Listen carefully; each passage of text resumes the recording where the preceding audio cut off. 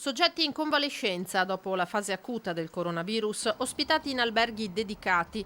L'assessorato regionale al turismo sta predisponendo una delibera su sollecitazione dei settori sanità e protezione civile per creare delle strutture di transito per i pazienti in via di guarigione, un'opportunità sollecitata anche dagli albergatori. Di mettere in albergo quelle persone che magari escono da una situazione, diciamo, ospedaliera complicata, come può essere la terapia intensiva o semi-intensiva, e che quindi sono in una fase di guarigione, che possono essere messi all'interno degli alberghi dedicati, quindi con una convenzione che viene fatta con la Regione Veneto per poter mettere queste persone in queste strutture, ovviamente, e questa sarebbe una grande novità che da un lato porta, se mi consente, anche un po' di respiro per gli albergatori. Un sollievo dal punto di vista economico per strutture attualmente vuote e con prenotazioni azzerate dall'emergenza virus, che saranno scelte in base a criteri di dimensione e soprattutto posizione.